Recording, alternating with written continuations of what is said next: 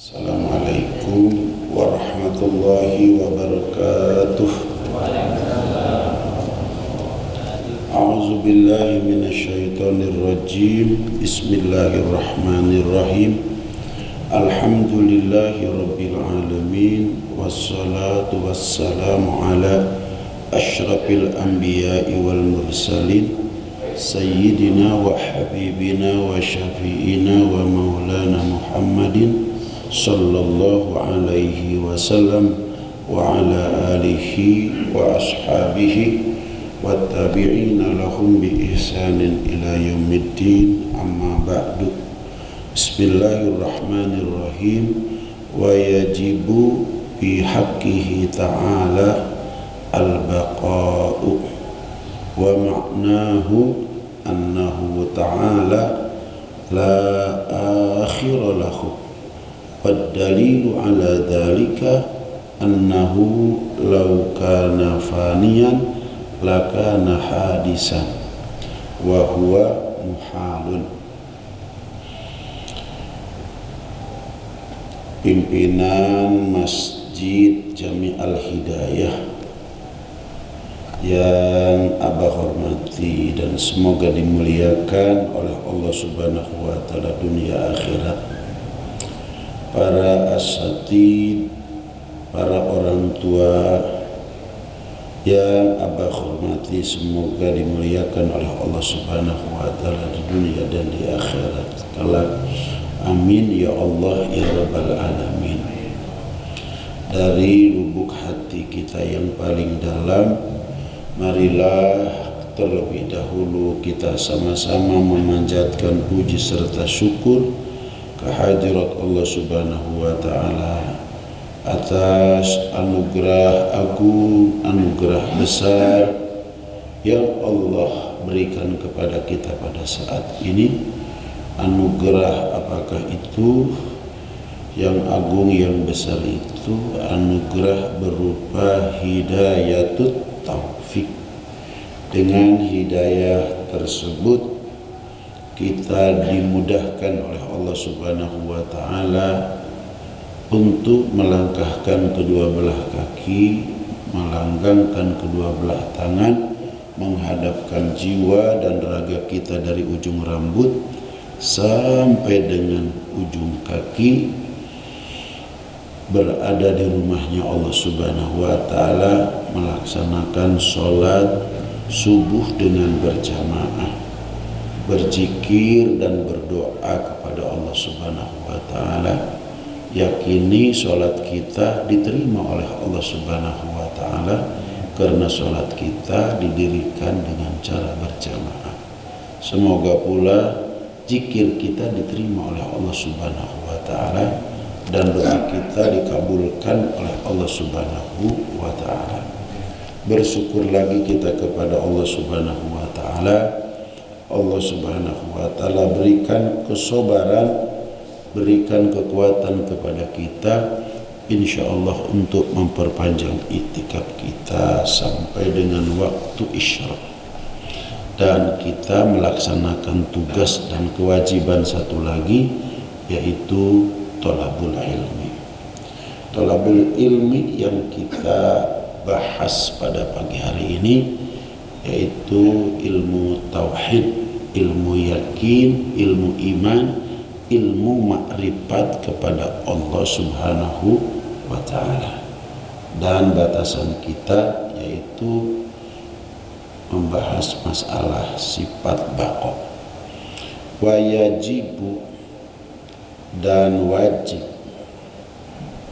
bi haqqihi ta'ala, pada haknya zat Allah yang maha luhur, al-baqa'u, memiliki sifat baqa.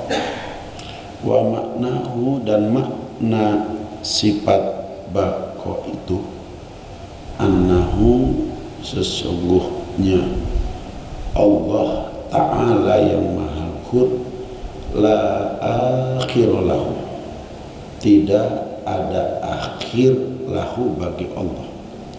Waddalilu ala dalika, dan dalil yang menunjukkan atas yang disebut atau atas sifat baqa'nya Allah Subhanahu wa taala, annahu sesungguhnya Allah laukana faniyan, apabila ada Allah Subhanahu wa taala itu rusak, lakana hadisan, maka tentu ada Allah itu adalah makhluk, wa huwa muhalun, dan Allah Subhanahu wa taala makhluk, muhalun adalah mustahil. Wa yajibu, seperti yang sering diulang-ulang oleh Abah kalau bahasan, kalau wa yajibu berada dalam lingkup bahasan ilmu tauhid, ilmu iman, ilmu makrifat kepada Allah Subhanahu wa taala, itu maknanya ada dua. Makna yang pertama adalah wayajibu indal aqli, dan makna yang kedua adalah wayajibu indan naqli. Jadi ketika ada kata-kata wayajibu dalam lingkup bahasan ilmu tauhid, pastikan maknanya ada dua, indal aqli wa indan naqli, menurut akal dan menurut syara. Karena memang sejarahnya semacam itu, dan seperti itu pula Allah Subhanahu wa taala menganugerahkan akal kepada kita. Maksud Allah Subhanahu wa taala memberikan akal kepada kita agar kita dapat menjangkau dengan akal kita keberadaan Allah Subhanahu wa taala. Kalau mata itu sebatas mampu membedakan rupa yang dilihat oleh mata. Kalau telinga itu sebatas hanya dapat membedakan suara yang didengar oleh telinga. Kalau hidung itu sebatas dapat membedakan wangi atau bau yang datang kepada hidung. Kalau lidah sebatas dapat membedakan rasa yang datang kepada lidah. Tangan sebatas apa yang bisa diraba, dijangkau oleh tangan. Demikian juga kaki. Sehebat apapun lari seseorang, seperti pelari-pelari yang kita sering lihat di TV, itu hanya sebatas seperti itu jangkauannya, akan tetapi tidak akan mampu sampai menjangkau kepada Allah Subhanahu wa taala. Oleh karenanya Allah Subhanahu wa taala berikan akal kepada kita. Akal itu untuk dapat menjangkau keberadaan Allah Subhanahu wa taala yang tidak bisa dijangkau oleh mata, tidak bisa dijangkau oleh telinga, tidak bisa dijangkau oleh hidung, tidak bisa dijangkau oleh lidah, tidak bisa dijangkau oleh tangan, tidak bisa dijangkau oleh kaki, hanya bisa dijangkau oleh akal. Karena akal itu mampu menjangkau keadaan Allah Subhanahu wa taala. Oleh karenanya wajibu dan wajib indal akli, menurut akal, bahwa hakihi ta'ala, pada haknya zat Allah ta'ala. Ketika disebut zat pada bahasan ilmu tauhid, pastikan berbeda dengan zat yang pernah kita temukan di sekolah, di perguruan tinggi. Kalau zat yang kita temukan di sekolah, di perguruan tinggi, itu zat berupa benda padat, berupa benda cair, dan ia butuh tempat, ia butuh waktu. Zat yang dimaksud pada pihak ta'ala, pada zat haknya Allah ta'ala, bukan zat itu, tapi zat pada Allah Subhanahu wa ta'ala yang pasti berbeda zat Allah Subhanahu wa ta'ala dengan zat yang ada pada makhluk. Al-baqa'u, tadi ada pihak ta'ala. Ta'ala itu Allah ta'ala. Kalau disebut Allah ta'ala, itu bukan zat dan juga bukan sifat, tapi asma. Jadi Allah itu ismun min asma'illah. ismun min asma izatillah, salah satu nama daripada nama zat. Sedangkan nama Allah Subhanahu wa taala jumlahnya ada berapa? 99. Salah satu namanya adalah Allah. Sudah kita bahas pada bulan-bulan yang lalu. Al-Baqa'u, makna baqa itu sifat, bahwa Allah Subhanahu wa taala memiliki sifat baqa. Artinya apa? Wajib pada Allah Subhanahu wa taala menurut akal bahwa Allah memiliki sifat baqa. Coba sekarang kita perankan akal kita di pagi-pagi hari ini supaya akan akal kita sekarang lagi jernih, lagi tidak memikirkan apa-apa. Kita sekarang memikirkan si wajib menurut akal bahwa Allah Subhanahu wa taala memiliki sifat baqa. Apa itu baqa? Kekal. Kalau Allah Subhanahu wa taala tidak baqa,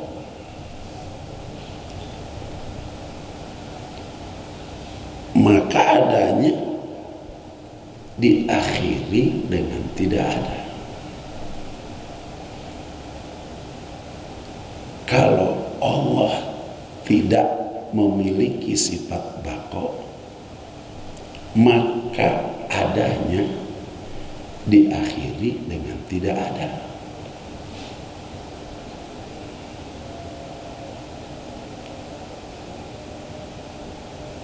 Sedangkan adanya yang diakhiri dengan tidak ada, itu disebutnya adalah mumkinul wujud. Mumkinul wujud itu adanya diawali oleh tidak ada. Sedangkan kalau adanya diawali oleh tidak ada, maka butuh yang mengadakan, yang disebut dengan pencipta. Abah ulangi supaya masuk ke akal kita, karena ini yang harus diperankan akal untuk sampai mencapai kepada keyakinan kita bahwa Allah Subhanahu wa taala memiliki sifat baqa. Tadi disebutkan wa yajibu bihaqqihi ta'ala al-baqa. Wa yajibu di sini wajib menurut akal. Menurut akal bahwa Allah Subhanahu wa taala wajib baqa. Wajib kekal. La awwala lahu wa la akhir. Tidak ada awal, tidak ada akhir.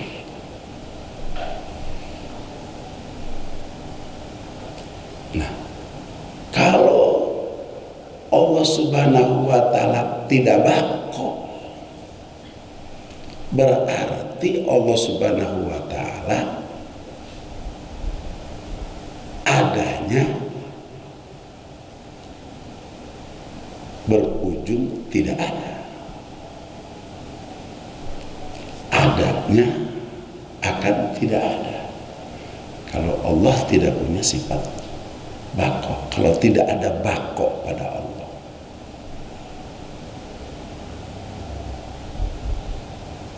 yang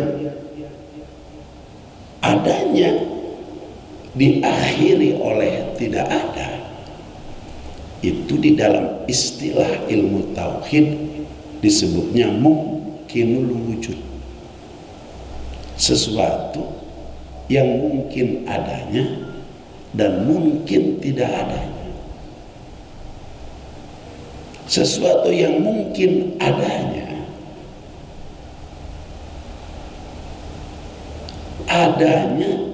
sesuatu itu diawali dengan tidak ada. sesuatu yang adanya diawali dengan tidak ada. Untuk bisa ada butuh yang mengadakan. Yang mengadakan itu namanya pencipta. Pencipta itu adalah Allah. Jadi wajib menurut akal bahwa Allah itu bako. Kalau Allah tidak bako, berarti adanya diakhiri dengan tidak ada.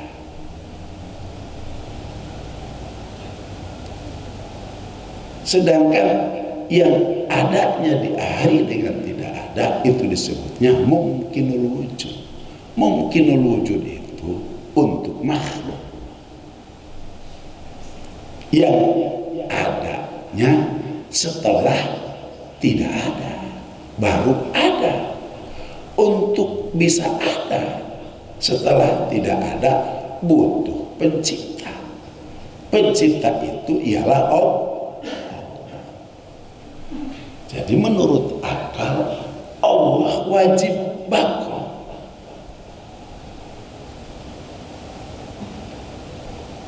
Bisa terima? Bisa masuk?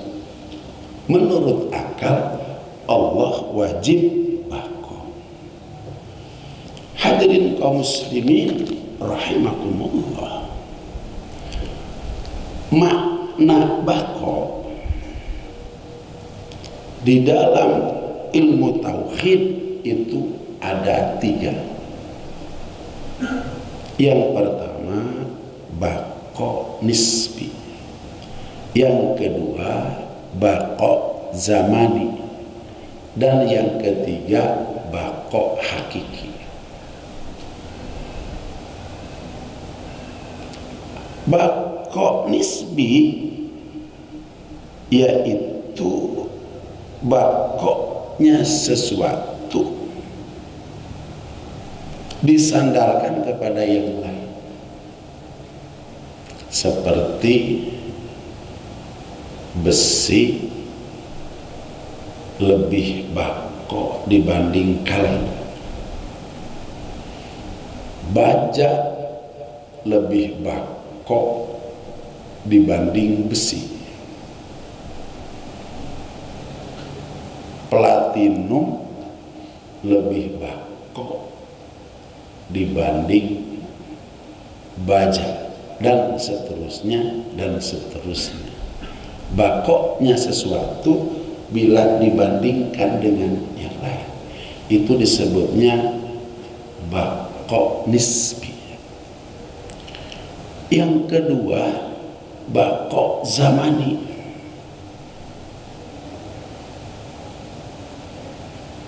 yaitu bakonya sesuatu setelah tidak ada, diadakan kemudian dibakokkan, itu disebutnya bako zamani. Seperti bakonya 8 makhluk yang diciptakan oleh Allah Subhanahu wa ta'ala. Semula tidak ada, kemudian ada, dan ia bako, terus menerus ada. Seperti 8 makhluk yang diciptakan oleh Allah Subhanahu wa ta'ala, yaitu yang pertama al-qalam.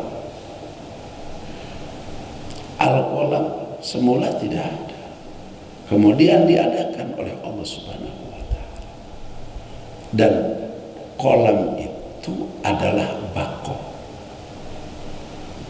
Dia tidak akan pernah hancur selama-lamanya walaupun datang hari kiamat. Masalah qalam dulu pernah disampaikan oleh Allah bahwa Allah Subhanahu wa ta'ala sebelum menciptakan segala sesuatu, Allah menciptakan qalam terlebih dahulu. pada saat kolam sudah diciptakan oleh Allah Subhanahu wa taala, kolam bertanya kepada Allah Subhanahu wa taala, wahai Rabb, setelah engkau ciptakan, tugas aku apa? Kata Allah Subhanahu wa taala, tugas engkau menuliskan segala sesuatu yang kutakdirkan. Jadi segala sesuatu yang ditakdirkan oleh Allah Subhanahu wa taala ditulis oleh kolam. Alam dunia dengan segala isinya, termasuk kita sekarang duduk pada saat ini, waktu ini, di tempat ini, tidak di sebelah sana, di sini, ini sudah ditulis oleh Allah Subhanahu wa taala. Sudah ditulis. Begitu. Abah duduk di sini, bapak duduk di sebelah sana. Kemarin kita duduk di sana, sekarang duduk di sini. Ini sudah ditulis oleh kolam. Kalau tidak ditulis oleh kolam, kita tidak akan pernah bisa duduk semacam ini. Di dalam Al-Quran dijelaskan, dalika takdirul azizil alim. Yang demikian itu takdirul aziz, takdirnya yang maha gagah, al-alim yang maha mengetahui. Oleh karenanya orang yang paham dengan takdir, setiap melihat segala sesuatu pasti dia akan berbicara dzalika takdirul azizil alim, kepada dirinya, kepada orang lain, kepada apa saja, karena setiap apa yang ada itu semuanya atas takdir Allah Subhanahu wa taala. La tataharrak walau mithqala dzarratin illa bi'izni. Tidak ada yang bergeser walaupun pergeseran itu sebesar biji zarah kecuali dengan takdir Allah Subhanahu wa taala. Apalagi Abah kemarin sore harus berangkat ke Jakarta karena ada acara, dan besok jam 9 harus tausiah nikah di Masjid Atin. Dari sini harus ke sana, dari sana ke sini, ke sini ke sana lagi. Ini dzalika takdirul azizil alim. Yang demikian itu takdir dari yang maha perkasa, al-alim dari yang maha tahu. Jelas begitu. Yang kedua, setelah kolam itu adalah lauhul mahfuz. Lauhul mahfuz itu setelah tidak ada kemudian diadakan oleh Allah. Setelah ada dibakokan. Lauhul mahfuz walaupun hari kiamat tidak akan hancur seperti hancurnya 7 lapis langit, 7 lapis bumi, dan apa yang ada di antara 7 lapis langit dan 7 lapis bumi. Lauhul mahfuz tidak akan hancur. Apa lauhul mahfuz itu? Satu papan tulis yang sangat besar di mana Al-Qalam menuliskan segala sesuatu takdir di lauhul mahfuz itu. Itu yang kedua. Kemudian yang ketiga adalah arsy. Arsy itu tidak akan hancur. Arsy itu adalah merupakan planet terbesar yang diciptakan oleh Allah Subhanahu wa taala dibandingkan dengan planet-planet yang lain. Yang keempat adalah kursi. Kita pernah baca wasi'a kursiyuhus samawati wal ardh. Luasnya kursi Allah Subhanahu wa taala melebihi luasnya 7 lapis langit, 7 lapis bumi. Ini barangkali perlu dibahas sama Abah ketika kita mendengar wasi'a kursiyuhus samawati wal ardh. Luasnya kursi Allah Subhanahu wa taala melebihi luasnya 7 lapis langit, 7 lapis bumi. Jangan pernah membayangkan bahwa kursinya Allah yang seluas 7 lapis langit, 7 lapis bumi itu kita membayangkan seperti kursi yang bentuknya ada di rumah kita. Jangan pernah. Jangan pernah. Tidak bisa dibayangkan semacam itu. Jangan kursi kita dengan kursinya Allah Subhanahu wa Ta'ala. Kursi kita dengan kursi tetangga kita aja beda, betul? Kursi yang ada, yang abang duduknya dengan kursi yang ada di rumah bapak pasti berbeda. Apalagi kursi kita dengan kursinya Allah, yang Allah nyatakan wasi'a kursiyyus samawati wal ardh. Seperti apa? Seperti keagungan Allah, seperti kemuliaan Allah. Tidak bisa dibayangkan seperti besarnya. Ada kakinya 4 atau kakinya 3, tidak bisa begitu. Kemudian yang kelima adalah surga, al-jannah. Itu surga.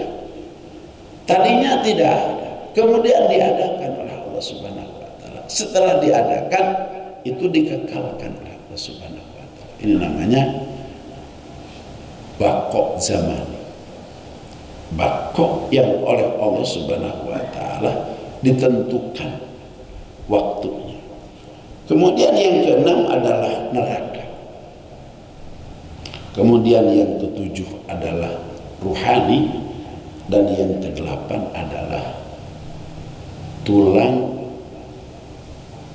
tunggit tulang ekor manusia. Tulang ekor manusia itu diciptakan oleh Allah Subhanahu wa Ta'ala.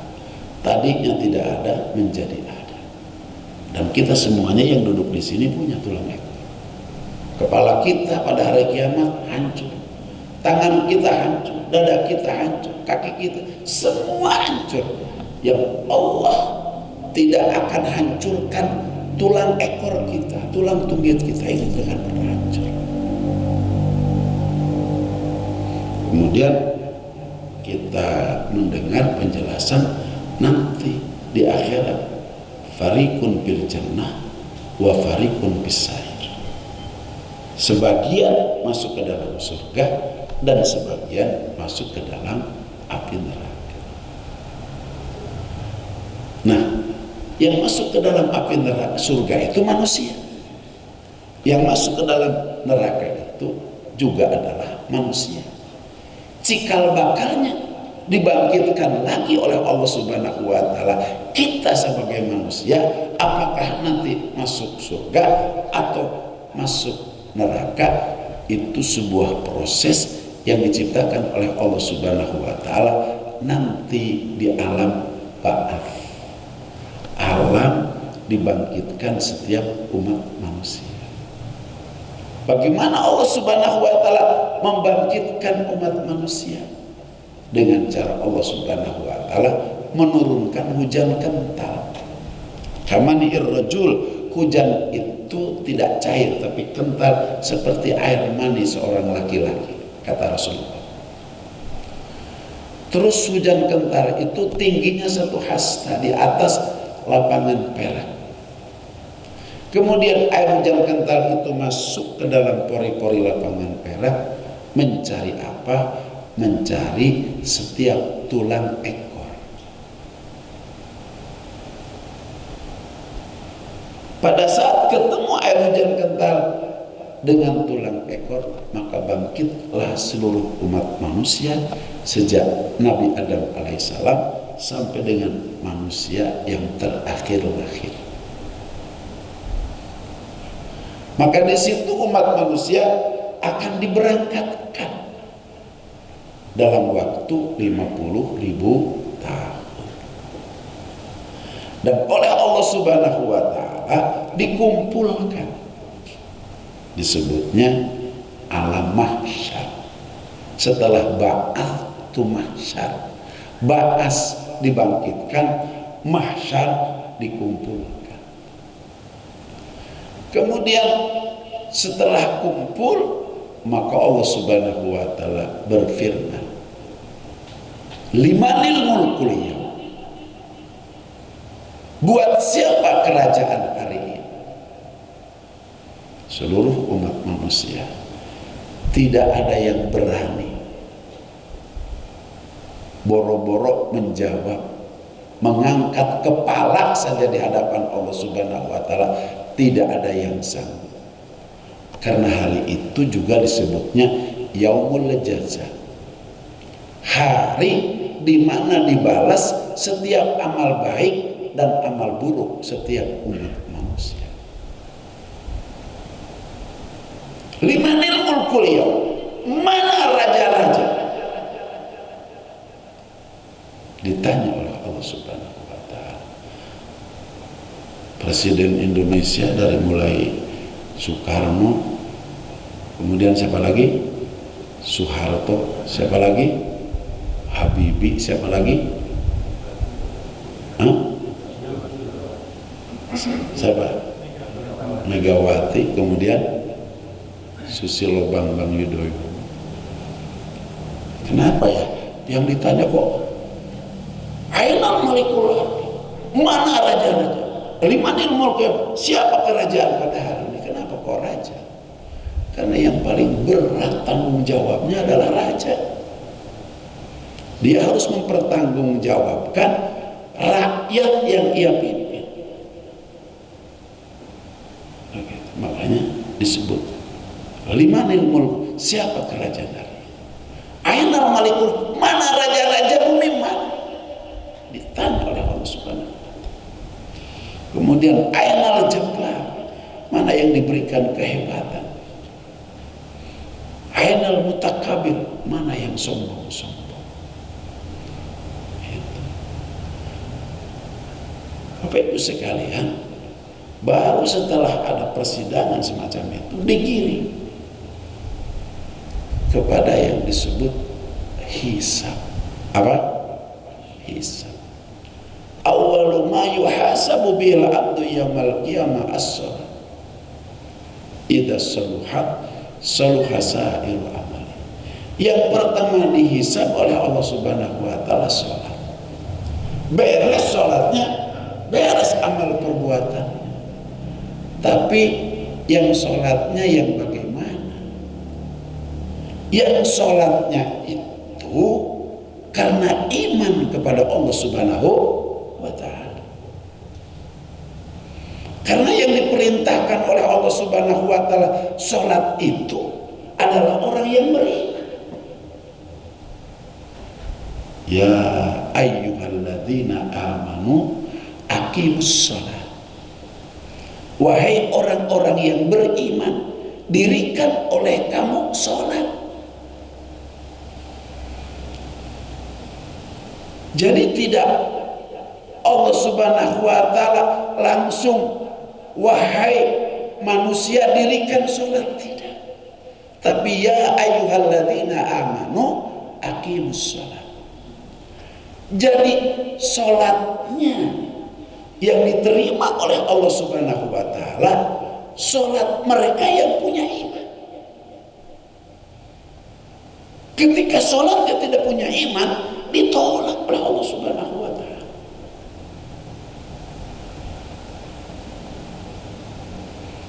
Yang menjadi pertanyaan saat ini, salat kita atas dasar iman atau berlandaskan iman atau belum? Jawabannya, untuk bisa kita menjadi orang yang beriman, Abah sudah sampaikan berulang-ulang bahwa akidah Ahlus Sunnah wal Jamaah, iman Ahlus Sunnah wal Jamaah itu ada yang disebut dengan akidah uluhiyah atau ilahiyah. Yang kedua yang disebut dengan akidah nubuwiyah atau nabawiyah. Akidah uluhiyah atau ilahiyah terbagi kepada tiga. Yang pertama yang wajib pada Allah, yang kedua yang mustaqil pada Allah, yang ketiga yang jaiz pada Allah.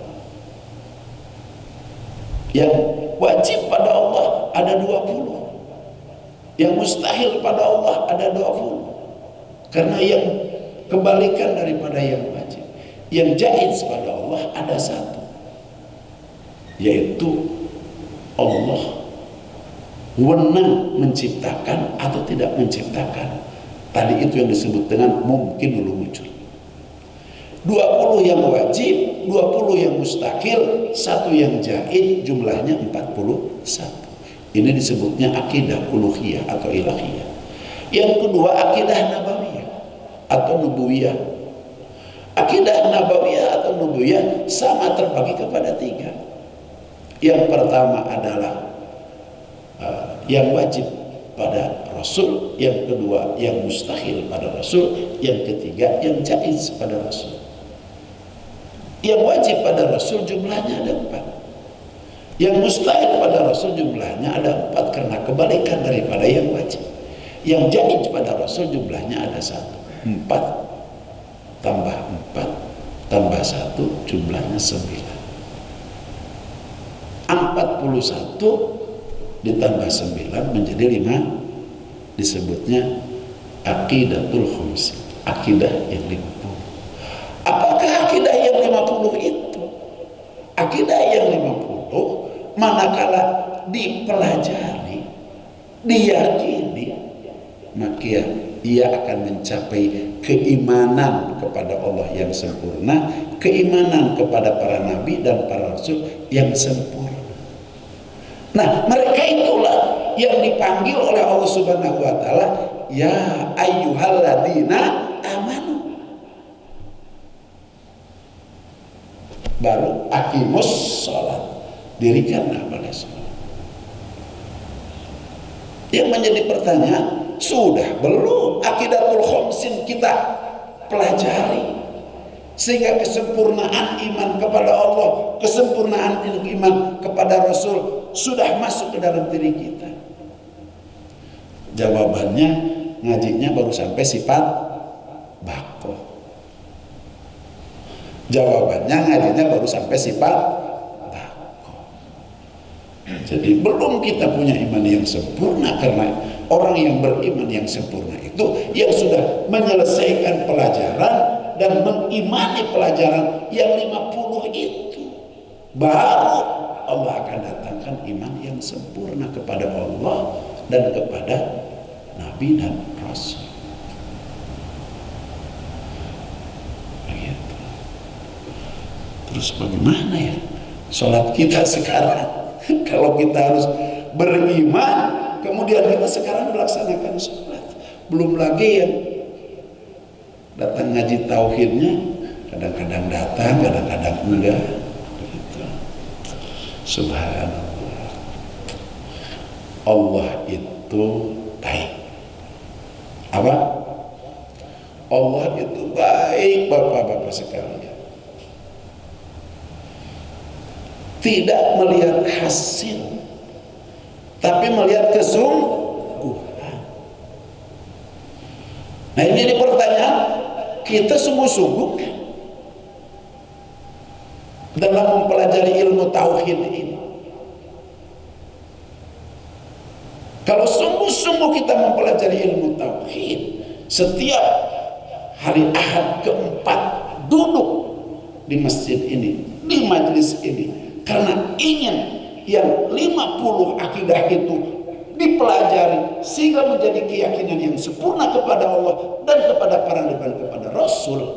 Walaupun belum selesai, maka pada saat kita sungguh-sungguh meninggal dunia, Allah akan kumpulkan dengan mereka yang sudah sempurna iman yakinnya kepada Allah dan kepada para Rasul.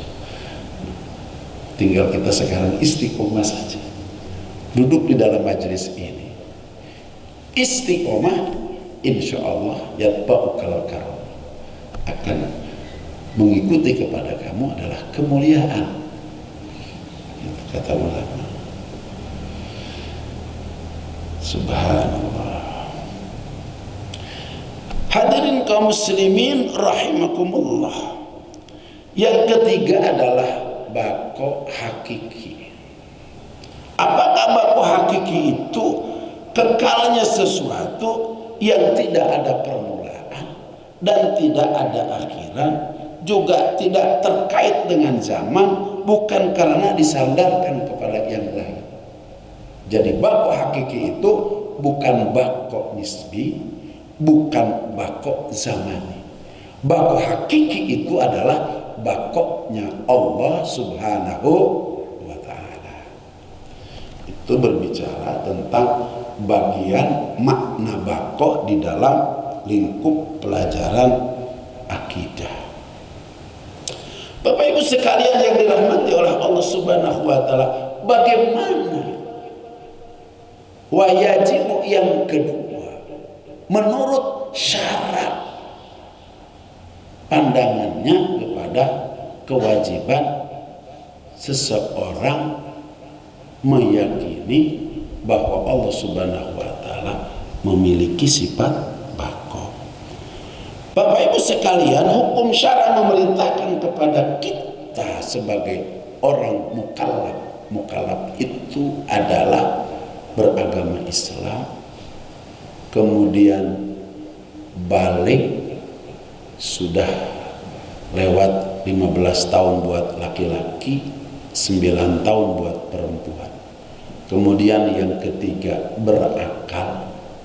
Kemudian yang keempat tidak terkena tuna rungu atau tuna wicara, tidak gagu dan tidak tuli. Kemudian sampai kepadanya risalatut tauhid. Kalau diurut, kita beragama Islam pasti. Yang kedua, kita sudah balik pasti. Yang ketiga, kita berakal pasti. Yang keempat, apakah kita tuna bicara, tuna rungu? Tidak. Sekarang, apakah sampai kepada kita risalatut tauhid? Jawabannya, sekarang sedang sampai risalatut tauhid kepada kita.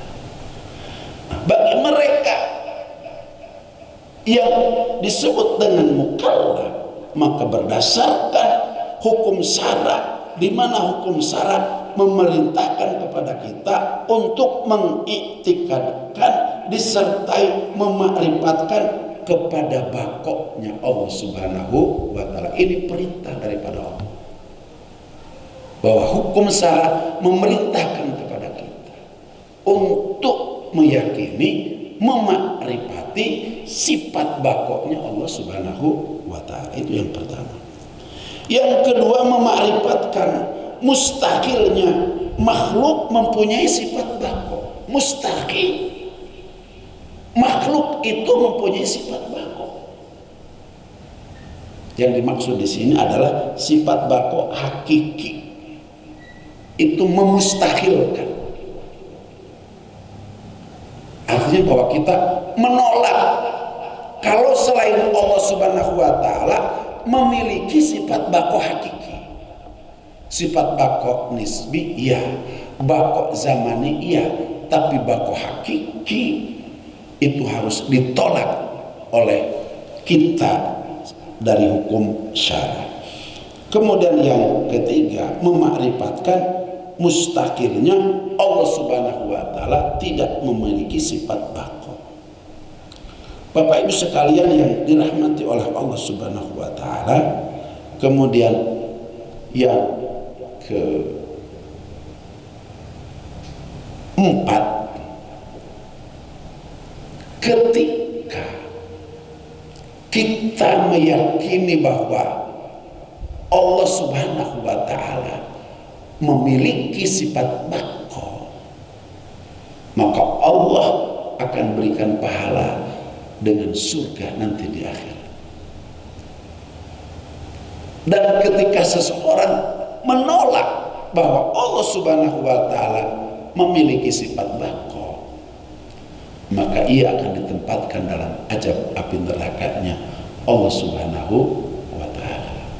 Oleh karenanya, Bapak-bapak sekalian yang dirahmati oleh Allah Subhanahu wa ta'ala, berdasarkan akal kita dan berdasarkan hukum syara, bahwa wajib menurut akal kita dan berdasarkan pelajaran yang diajarkan oleh Al-Quran dan hadis kepada kita, bahwa kita wajib menyatakan bahwa Allah Subhanahu wa ta'ala memiliki sifat bako hakiki, dan makhluk tidak ada yang memiliki sifat baku hakiki.